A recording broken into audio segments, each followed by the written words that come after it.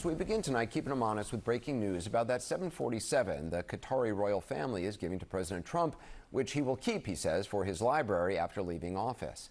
We learned today that it could take 2 years and $750 million or more to bring the plane up to Air Force One standards. Now, that's according to a person familiar with the matter.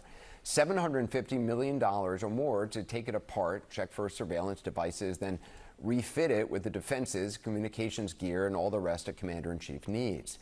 In short, all the gear already on the 747 he flew to Saudi Arabia for a day of pomp and ceremony, fighter escort included, and which he'll fly in just a few hours to Qatar for more of the same. His current 747, though, aging, already has all of that, and so will the new 747 Boeing is building, which is years behind schedule, as the president has pointed out, but which the company now says it could deliver in the next 2 years. In other words, about the same delivery time as the one the president says he'd be stupid not to take. I would never be one to turn down that kind of an offer. I mean, I could be a stupid person and say, no, we don't want a free, very expensive airplane. But I thought it was a great gesture. Well, that notwithstanding, the gift, which Mr. Trump actually took a tour of back in February, raises ethical, constitutional, foreign policy, and national security concerns, some or all of which a number of Republican lawmakers and other Trump loyalists are speaking about. Here's Senator Mike Rounds, who sits on the Intelligence Committee, comparing the plane to a Trojan horse. It seems to me that the Greeks actually had something like that happen one time, a long, long time ago, and somebody happened to have brought a golden horse inside of a community. This aircraft is beautiful, and it would be great if we could accept it, but security concerns are also there. Well, Senator John Cornyn, also on the Intelligence Committee, said off camera, I just know that our adversaries are pretty creative at planting all sorts of listening devices and other sensors, so I'd be very concerned about that. Senator Lisa Murkowski, also off camera, said, when you get something of that value from a country, one typically thinks that there's something in it for the country that is offering it. So I think there's certainly a lot of questions. Senator Rand Paul is opposed on ethical grounds.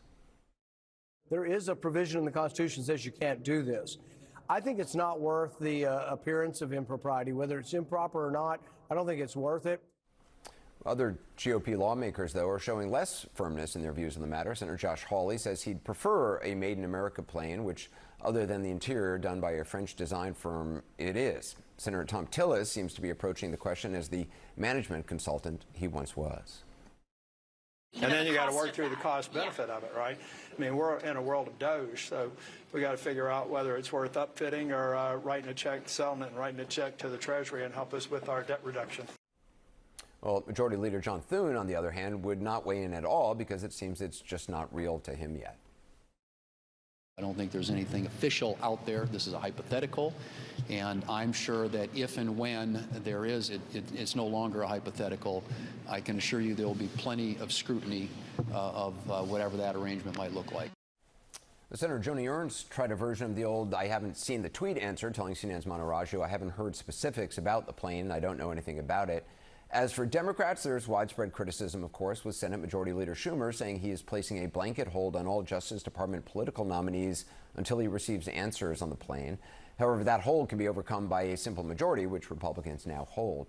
And some Republican lawmakers, such as Montana Congressman and former Trump Interior Secretary Ryan Zinke, he's apparently not worried. Do you have any ethics concerns or constitutional concerns? Well, I'm glad Pam Bondi stepped in and looked at it from a legal point of view, which is helpful. You know, again, I'll go back. This must be one heck of a plane, because he was on Air Force One. I've been on Air Force One. Right. To me, it's a nice plane. Evidently, remember who President Trump is. He's a billionaire businessman from New York.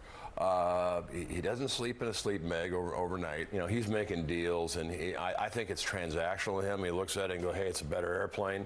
His comment was, you'd be stupid not to take it. I think that's from a business point of view, because he is a business guy. He goes out and, you know, he's making deals everywhere, and he's Mr. Deal Maker. Well, keeping him honest, you may remember that as Interior Secretary, he was found to have broken ethics rules while in office by the department's Inspector General. The congressman's seal of approval or not, there is criticism as well from some of the president's biggest backers in the right-wing media world. Taking sacks of goodies from people who support Hamas, the Muslim Brotherhood, Al Jazeera, all the rest, that's not America first. Like, please define America first in a way that says you should take sacks of cash from the Qatari royals who are behind Al Jazeera. It just isn't America first in any conceivable way. So back to the original question. Is this good for President Trump? Is it good for his agenda? Is it good for draining the swamp and getting things done? The answer is no, it isn't. It isn't. If you want President Trump to succeed, this kind of skeezy stuff needs to stop. Laura Loomer, another fierce Trump loyalist, says she cannot support the president on this, but his staunchest critic might just come from out of the past, namely from Donald Trump. Writing about President Obama in 2012, his tweet reads, "How many illegal foreign donations will Obama collect this final week?" Another scandal ignored by the liberal media.